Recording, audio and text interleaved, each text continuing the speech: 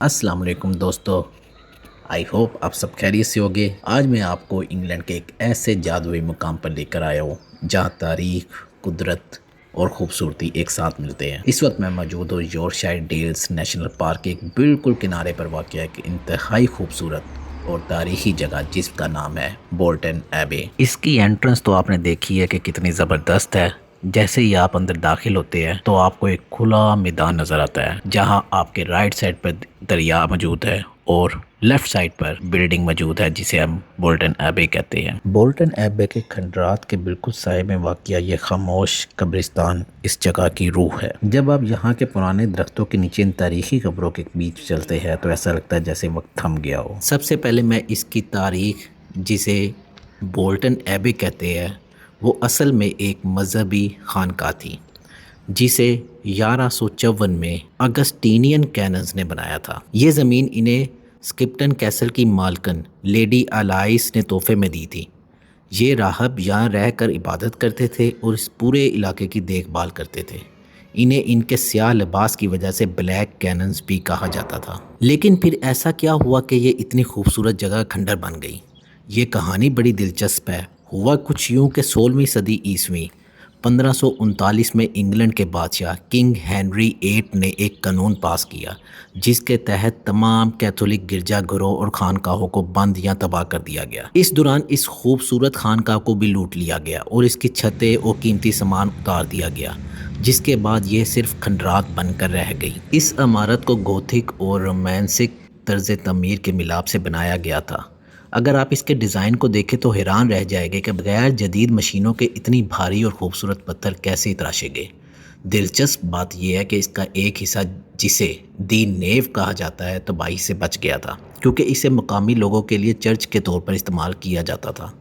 وہ حصہ آج بھی بالکل محفوظ ہے اور وہاں آج بھی عبادت ہوتی ہے۔ خانقاہ کی تباہی کے بعد یہ زمین مختلف امیر خاندانوں سے ہوتی ہوئی ڈیوک آف ڈیونشائر کے پاس آئی۔ آج یہ پورا 30,000 ایکڑ کا وسیع علاقہ اسے شاہی خاندان کی ملکیت ہے جو اس کی دیکھ بھال کرتا ہے۔ جب آپ بولٹن ایبے کو دیکھتے ہیں تو ایسے لگتا ہے کہ یہ پوری جگہ ایک کھنڈر ہے، لیکن یہ سچ نہیں ہے۔ یہ جو آپ شاندار عمارت دیکھ رہے ہیں، یہ 12ویں صدی کا اصل چرچ دی نیو ہے جو نہ صرف تباہی سے بچ گیا بلکہ آج بھی ایک زندہ چرچ کے طور پر کام کر رہا ہے، جہاں ہر اتوار کو باقاعدگی سے سروسز ہوتی ہے۔ یہ کھنڈر اور ایک زندہ چرچ کا ایسا ملاپ ہے جو دنیا میں بہت کم دیکھنے کو ملتا ہے۔ 1539 کی تباہی کے بعد تقریباً 300 سال تک یہ چرچ بہت خستہ حال رہا، لیکن پھر 1864 میں وکٹورین دور کے مشہور آرکیٹیکٹ سیموئل ڈیرک نے اس چرچ کی کایا پلٹ دی۔ انہوں نے اس کی چھت کو دوبارہ ڈیزائن کیا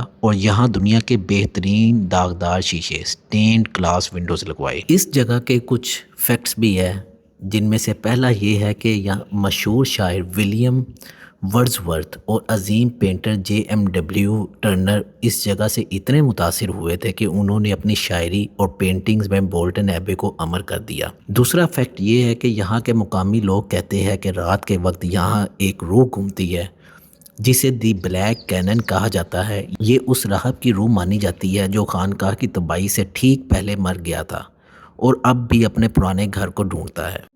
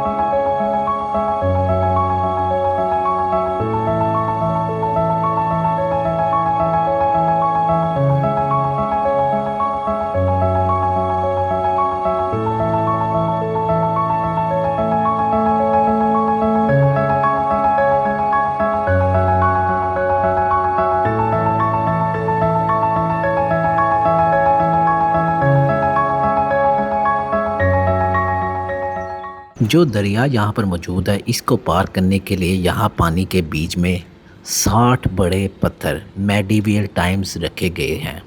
قرون وسطیٰ راہب اس راستے سے دریا پار کرتے تھے۔ آج یہاں بچے اور بڑے سب بیلنس بنا کر چلنے کا متبادل اور ایڈونچر ڈھونڈتے ہیں۔ لوگوں کی سیفٹی کے لیے یہاں پر اب ایک لکڑی کا پل بھی بنا دیا گیا ہے تاکہ لوگ یہاں سے بآسانی یہ دریا کروس کر سکیں۔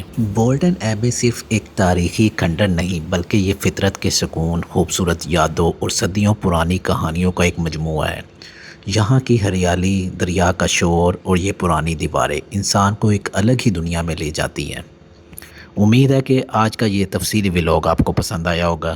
اگر آپ کو یہ ویڈیو اچھی لگے تو لائک کریں، کمنٹ میں بتائیں اور کہ آپ کو کون سا حصہ سب سے اچھا لگا، اور چینل کو سبسکرائب کرنا مت بھولیے گا۔ اگلی ویڈیو تک کے لیے اللہ حافظ۔